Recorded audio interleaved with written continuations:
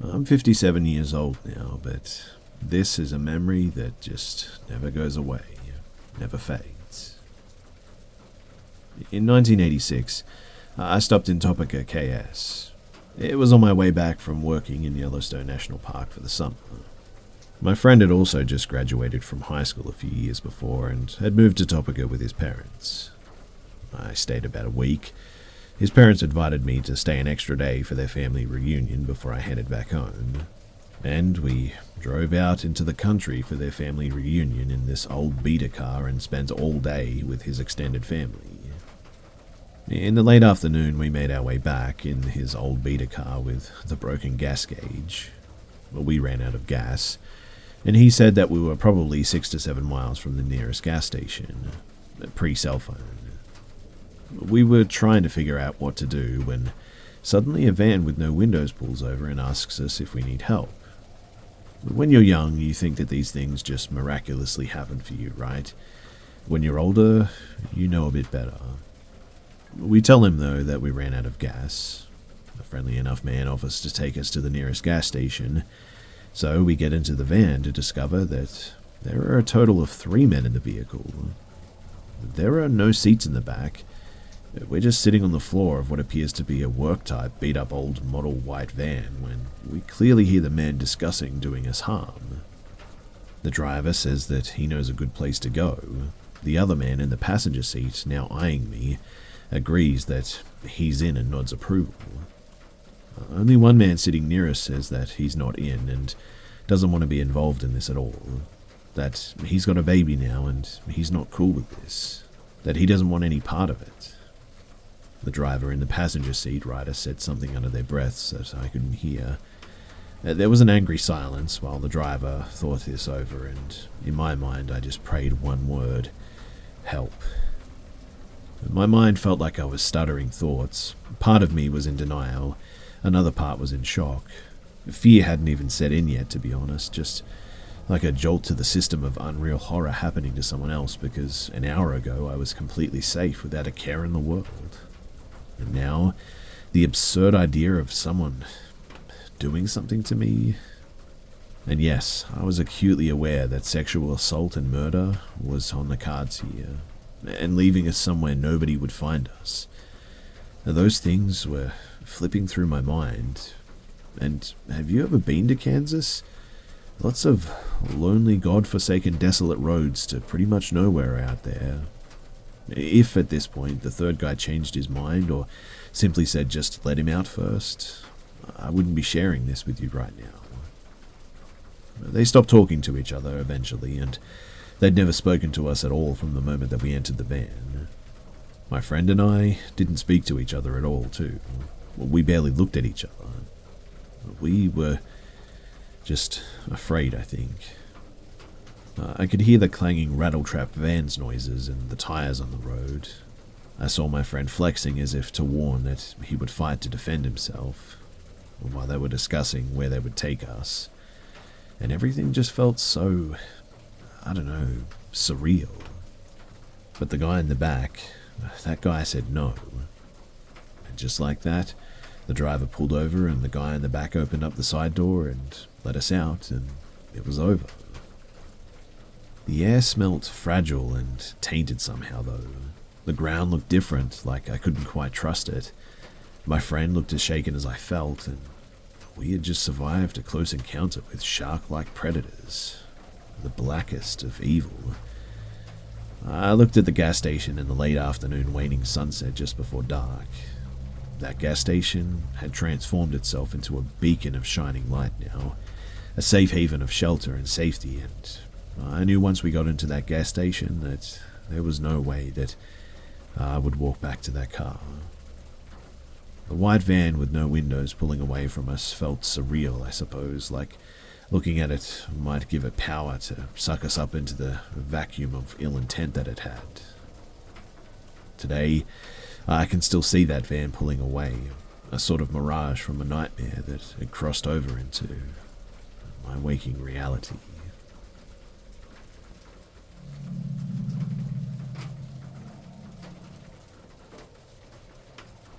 So if I typed up everything that has happened and everything leading up to this, it would be a book. Instead, I'll try and keep it as short as possible, so apologies in advance if it's a little bit long. So, I was like 19 or 20. It was 2013 to 2014, and I was in an extremely abusive relationship where I became pregnant. Most of the paranormal stuff happened post-physically leaving the relationship, but I'll begin with the little things that occurred while I still lived with my ex.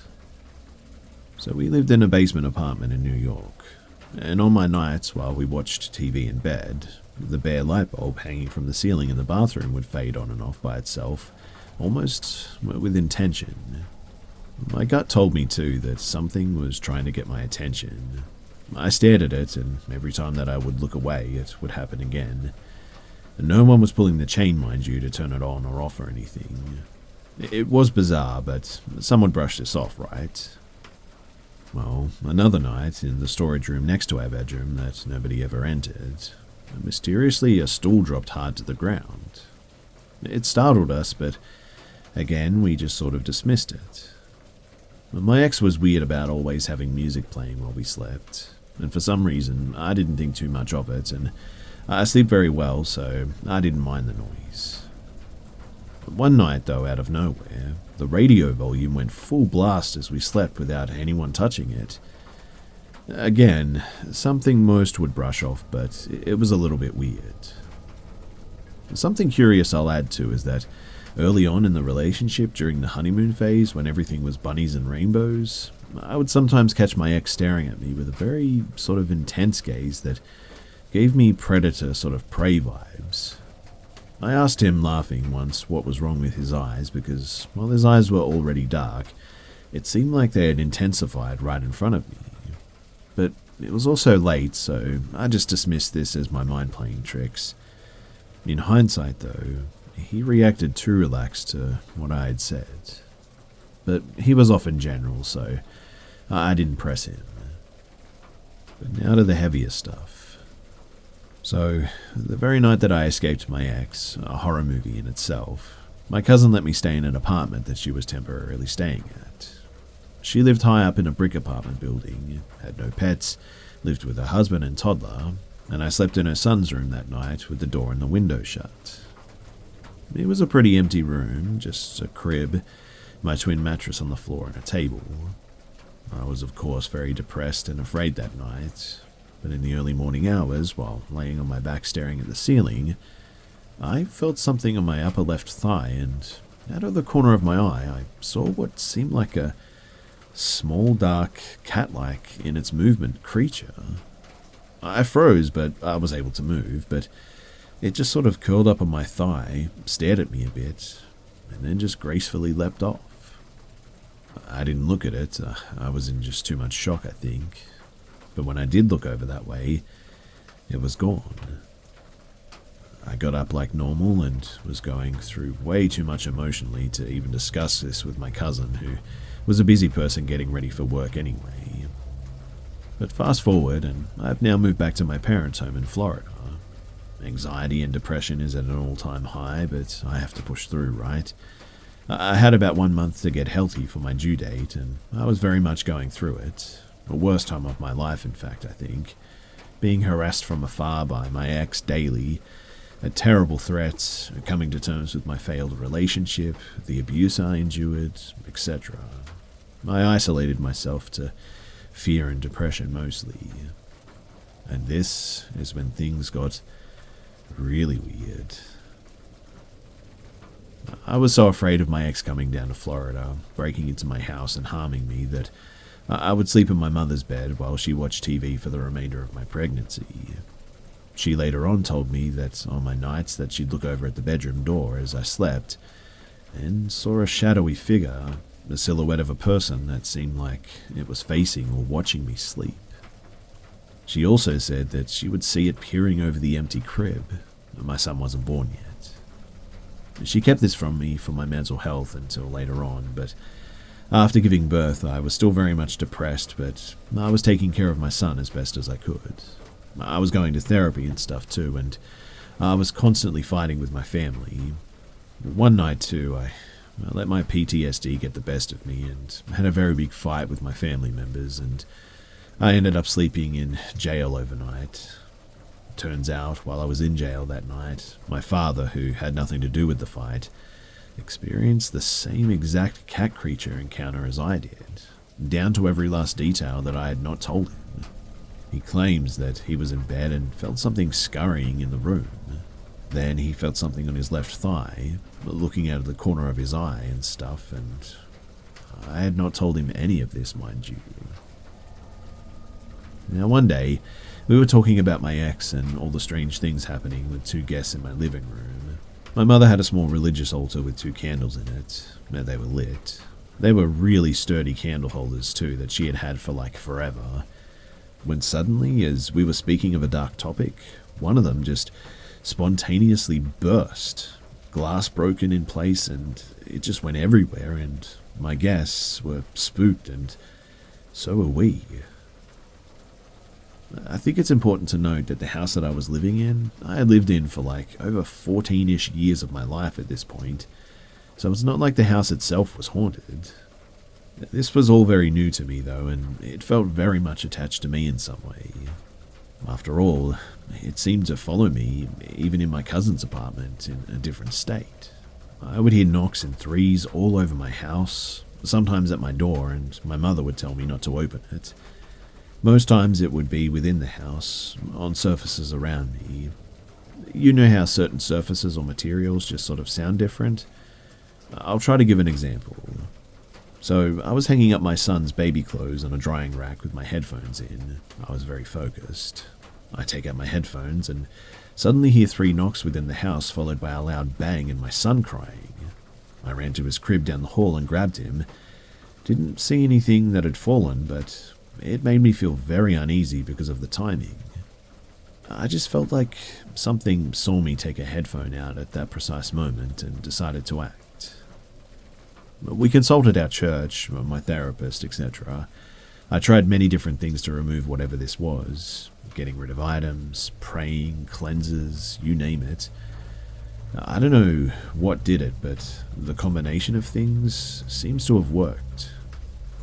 The final experience I attribute to this paranormal episode, spanning many months, if not longer, was sort of like sleep paralysis, I guess. I was sleeping in my room by myself, and I woke up in the pitch black darkness. I couldn't move, tried to scream for my mum, but nothing would come out, and I heard what I can only describe as like demonic growling in my ear. I shut my eyes hard for fear of seeing anything in that moment. I said a prayer in my mind, and I felt as if I was released, but my heart was beating super fast. Thankfully, that, though, seemed to be the end of anything paranormal for me for many, many years. All in all, after everything that I've been through, I fully believe now that this was demonic in nature, and knowing my ex and his family dabbled in some dark stuff for their own gain, it makes me wonder if whatever was attached to him attached itself to me, or at least attempted to. I would appreciate too if anyone could provide their own thoughts on what I may have been experiencing.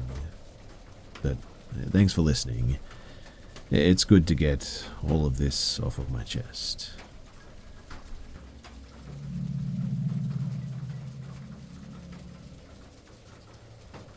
I moved into my new house in March this year with my partner and our son. When we first moved in, the old guy that lives downstairs, his name is G, told us the previous tenant had a dog that died. Apparently, he couldn't bring himself to bury it, so he asked G to bury it for him.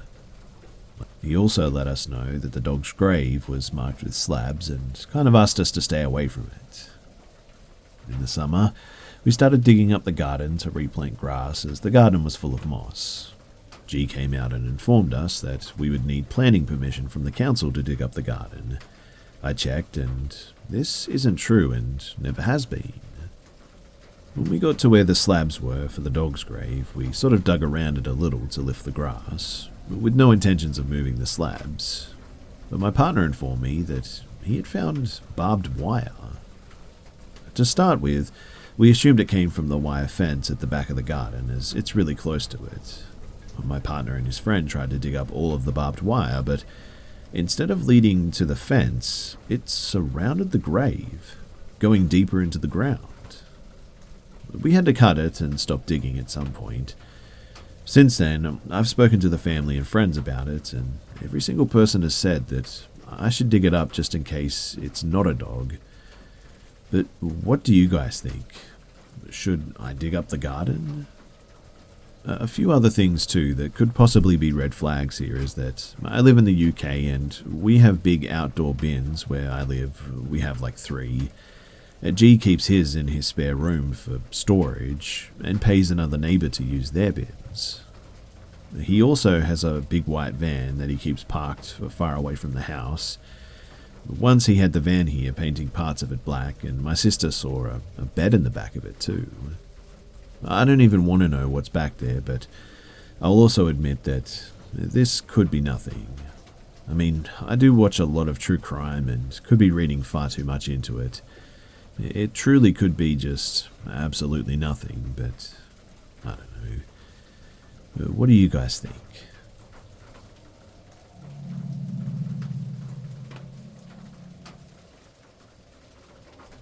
So a bit of backstory first. As with most students, I was always broke and had a few ventures apart from my part-time job to bring me extra money. And one of them was house and pet sitting. I've always had a love for animals, so when this couple contacted me to ask to house sit for them for the last few days before they returned from their overseas trip, as the last sitter had bailed on them and their 6-month-old golden retriever puppy would be alone, I practically jumped at the opportunity. And the fact that they promised to pay me the full 2-week fee for staying there less than a week made it so much more appealing. Little did I know, though, just how bad it would all turn out in the end. I got the details, though, got the keys from the agent, and headed over to the house as it was already after 5 p.m. and almost dark, as it was early spring. I got to the house, which was a really nice place, but it bordered a not-so-good area that was and still is prone to crime. House break-ins, robberies, stuff like that. It didn't bother me too much, though, because, nothing bad will happen to me. I know, young and naive. But the first 4 nights, they went without a hitch.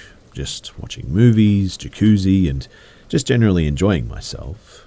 The owners would have returned on the 5th day, fairly late at night, and I went over to check on the doggo. I got a call from them at about 10 p.m. saying that their flight got delayed. They were going to stay in a hotel and do the 3.5-hour drive back the following morning, and also asked if I could sleep there again that night, which was fine with me. I mean, I was already there and had my overnight bag still in my car. So I called my dad to let him know of the plans, as I was still staying with my parents, and he specifically asked what the address was. Now, I normally didn't give details like that because, well, I was old enough to look after myself after all. But I still believe to this day that that is probably exactly what saved my life. Anyway, I eventually got to bed at about 1 a.m. and it felt like I would have only slept about 5 minutes, I think, when I was awoken to a window breaking and I could hear movement and what sounded like footsteps running down the hallway. The first thing I did was grab my phone and I just hit redial. Thanks to my old Motorola phone, redialing was as simple as pressing one button, as my dad was the last number that I had called, hoping that he would wake up from the call. I then dropped the phone in between the headboard and the mattress in case my dad picked up and he can hear what was going on. And I had barely done that when the first guy stormed through the bedroom door. I could see his silhouette and he had a knife in his hand, and when he saw me, he raised it, and he came straight at me. Now, one thing to those that are unfamiliar with South Africa and the crime is that robberies and house invasions usually are very brutal and violent here. People get murdered or even tortured if they in the slightest retaliate or don't cooperate with the robbers. Out of instinct, I raised my legs back when he came at me, and when he came within reach, I just kicked both legs out as hard as I could. Now, I'm not a small guy. I'm like 6'3", and at that stage I weighed about 100 kilos or 220 pounds, and I was fit and really strong. My time not spent at the uni or work was at the gym pretty much, and I could do an easy 250-pound bench, 350-pound squat. And when I kicked and made contact with this guy, he completely lifted off the ground and shot into the wall. Luckily, too, the knife shot out of his hand as well. Before he got the chance to get back up, I was on top of him, driving my knee into his face and, in return, his head into the wall. I knew that my life depended on it at this point, so I put in some extra force. The guy dropped like a sack of potatoes, thankfully, but before I could get up, I heard the sound of a pistol cock, and I immediately froze. It felt like all the blood drained from my body, and I became just numb. I remember, too, the only thing that went through my head was that if he shot me, that I would rather die than be disabled or dependent on other people that will have to take care of me. He stood like that, too, with the pistol against my head for what felt like hours, but was probably less than 10 seconds. I didn't move, I didn't even flinch, and he eventually said in very broken English to get on the bed, face down. I panicked, but thought that if he wanted to shoot me, that he already would have, so I did as he said. He threw a blanket over me, and I turned into a fetal position with my back against the wall, just so that if he wanted to stab me, that I had my legs and arms in front of me to protect my body. Now, by that time I had forgotten all about the fact that I had called my dad, and the guy that I had kneed is still down. And then I heard a third guy come into the room, and I could hear what sounded like Portuguese to me, I think. I couldn't understand what they said, obviously, but I sort of recognized it, as we used to go to Mozambique on holidays a lot, and that's the main language spoken there. The guy tried to get this guy that I had put down off the ground, while the other started to ransack the house, shoving valuables into a big bag. It was about at this time, too, that I heard tires screeching and a car approaching at what sounded like Mach 1. The car skidded to a halt right in front of the gate, and I heard someone scream. It was my dad. The three inside the house panicked and ran out the back door and tried to jump the fence. My dad opened fire, shooting in their general direction. Now, I know my dad missed them on purpose because if he wanted to actually hit them, he probably would have, as he is not one of, if not the best shot that I've ever known. And I'm not saying that just because he's my dad. He is actually ex-Army Special Forces, represented South Africa in the Clay Pigeon World Championship a couple of years ago, has various regional pistol and rifle championship titles, and is a gunsmith by occupation. I've actually seen him hit golf balls at like 50 meters away with his pistol. But politics and the racial situation in the country at the moment would have had him in big trouble had he had actually hit one of them. I quickly grabbed the house keys, though, and I pressed the gate remote, and my dad called the police while he came in, and I met him at the front door, and we walked out to the car to wait there for the police. It took them over an hour to get there, too. There's some excuses of no vehicles available, but by the time I had calmed down and started to look for the dog, I unfortunately couldn't find her anywhere. I grabbed a flashlight from my dad and started scanning the surrounding yard, and as I got to the corner, I could see her there, laying on the ground. I got to her, and unfortunately, she was dead. Later autopsies, too, revealed that she was actually poisoned, and the police found pieces of meat laced with poison near the fence. Poisoning, believe it or not, is actually a pretty standard practice in my country for dealing with dogs at a house or that area that is targeted for a break-in or a robbery. And man, I was fuming, and really sad too. The police were also pretty useless, to be honest, and had a I don't care sort of attitude, and barely even took our statements. By that time, it was starting to get light, and I retrieved my bag, my phone, and I locked the house as good as I could without touching anything, and I drove home behind my dad. And only when I got home did I get the story from my dad's side. He said that he answered my call, only to hear the shouting and what sounded like fighting going on, and when I didn't respond, he flew out of the house and raced over. Luckily, too, he asked me for the address the previous night, and he knows the area well to know exactly which house it is. Now, like I mentioned, my dad got there pretty quickly, and he said that he stayed on the line the whole time, only hanging up when he stopped at the gate. My parents' house is about 10 kilometers or maybe 6 miles from there, through a residential area, and it's normally about a 20-minute drive. The call duration, though, was only 7 minutes and 13 seconds, so You can imagine just how quickly he was driving. I met the detective there later that day, gave my statement, and they took fingerprints, etc. And the owners got back about the same time. And the rest of the day was just a complete blur because I was coming down from the shock and the adrenaline, I think. Now, as surprising as it may be, this is not where the story actually ends, because about 7 or 8 months later, I got a call from the detective, telling me that they actually caught the guys and I have to come up for a lineup to point them out. I specifically told her that I didn't actually see any of their faces as it was really dark, and after the guy held the gun against my head, I was under the blanket and didn't see anything. But she assured me that they caught them on fingerprints and will show them to me beforehand, which might not be the ethically correct way to do it, I think, but they wanted to have as much evidence as possible against them, I guess. But you'll understand why in a minute. So I got to the police station, and unlike you see in the movies, there's no one-way glass or separate room. They just bring the 3 guys into the room and make them stand against the wall. The one which I was later told was the leader, which was the one that I had kneed, looked at me with so much hate as I had never seen in my life, but he had the eyes of someone that would slit your throat and not even blink an eye, to be honest. His name was Joseph, Dragon Sambo. He pulled his hand up to his neck and made the slit my throat gesture. You know which one I mean. We left the room and the detective gave me a copy of his rap sheet, and amongst others, there were 4 counts of murder. I think 8 or 9 attempted murders too.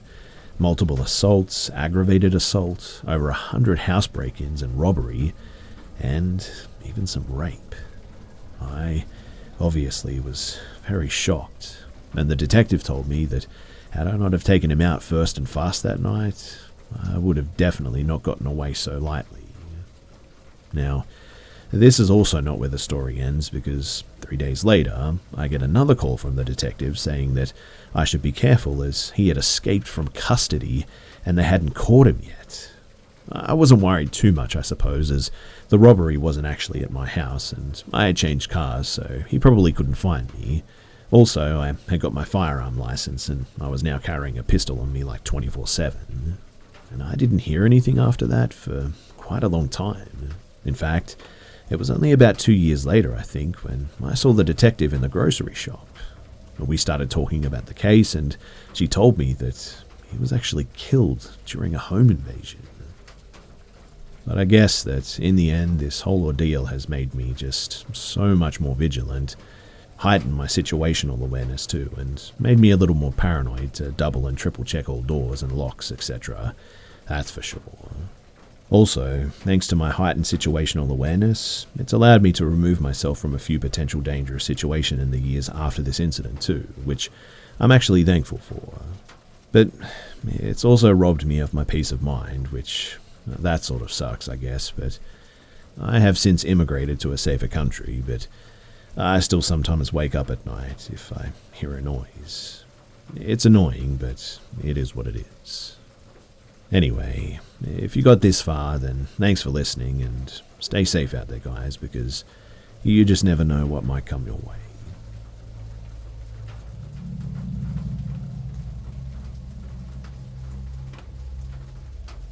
So I'm a 23-year-old female, and this story is about a 33-year-old man. His name was Greg, who I met at the gym a year back. So I used to go to the gym with my mother, and being introvert, I very seldom used to engage with or even talk to people. Being in the gym since the last 2 years, I had seen Greg work out and never really caught him staring or even looking at me. He's a well-educated, well-spoken guy, and I assume that interacting with him won't pose any threat to me.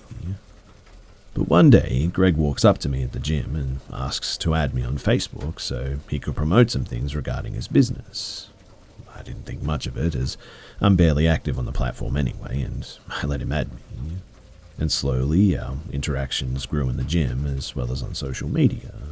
I was going through a rough patch, so I would often find myself looking for a friend, or even more sometimes. And from the very beginning, my mother did not like Greg because she felt that something was off about him. Nevertheless, I chose to meet him and other mutual friends from ours from the gym for coffee. I wasn't strongly romantically inclined towards Greg, but wasn't overtly opposed to it either. At coffee, our conversations were quite general, but on text, Greg would occasionally flirt with me, but I would just ignore it, which in the end was actually a big mistake. You see, the more I spoke to Greg, the more I realized that I don't see any kind of future with him, even as a friend. Eventually, I started backing off and took longer and longer to reply to his texts. I didn't want to blatantly snub him because we went to the same gym, and I wanted to avoid any hostility. That was another big mistake too, but Greg also slowly backed off, and eventually we just stopped talking. Fast forward, though, about 6 months, and I got my dream job and posted about it on Facebook.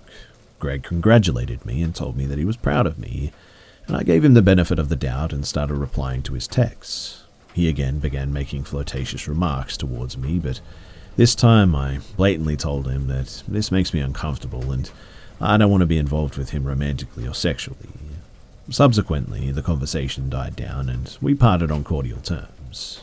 He would text me messages asking for feedback for some of his work regarding music, but I would generally ignore them.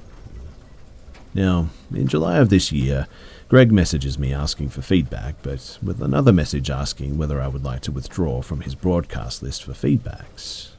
I respectfully told him that I would like to withdraw since I don't see myself as being qualified enough for giving appropriate feedback anyway. He went off on the messages, most of which I didn't understand. I asked for context and he told me that I'm only getting that over call. I agreed to call. Another mistake. But we spoke for 2 hours wherein I made it very clear to him that I see him only as a friend and if he wants to pursue anything more, he's barking up the wrong tree. He complied and was very respectful throughout. I assumed that there was no harm in talking to him as a friend. For a couple of weeks, we spoke as friends too, and perhaps as future work partners for a music venture. I was hesitant, I'll admit, and I would shoot his invitations to meet down by making excuses all the time. He was understanding, though, and told me to take my time. After about 3 weeks of being friends, though, Greg comes clean about his intentions and lets me know that he is attracted to me. He began making sexual remarks towards me, which made me very uncomfortable, and I told him that now I don't feel comfortable to meet him since we're not on the same page at all. He was agitated by that, but told me that if I wouldn't meet him, that he doesn't want to talk to me anymore. And quite honestly, I thought to myself good riddance, as I was getting increasingly tired of him calling me every day anyway and telling me about his inflated self-image. He told me that he'll contact me after a year and he would meet then if I reconsidered my feelings towards him, but I obliged since I was growing patient and I just wanted him out of my life at this point. I was off my phone that day for about 6 to 7 hours, and when I came online, I was welcomed with numerous missed calls and messages, some of which were actually threatening in nature. He threatened to show up to my house and hurt me and my family. And this is when I realized that I may need to involve my family in the police. I told my parents the whole story, and they didn't immediately contact the police because these could just be empty threats from a man who doesn't take no for an answer. But the following day, Greg bombarded my parents with threatening messages, claiming that he was going to abduct me if they won't marry me to him. It was at this point, too, that we contacted the police. The police went to Greg's home to investigate, but seeing his behavior, he was on the roof, half naked, yelling obscenities. They declared him mentally unfit and told us that he can't be arrested. We withdrew the complaint and contacted higher law authorities, and while we were awaiting a response, Greg allegedly committed a crime in a 5-star hotel. He assaulted a female employee and a guest with a knife and tried to molest the employee. Consequently, an FIR was filed, which led to Greg being admitted into a mental institution. He stayed there for a few days, and now he walks free. We were able to file another complaint against him, which was taken more seriously this time, but we were advised not to create a case against him as he's not as much committed a crime against me and would easily get off on bail in the end. And so, as much as it sucks, he still roams free and still continues to contact me from unknown numbers once in a while, making me feel like I'm under constant threat outside of my house.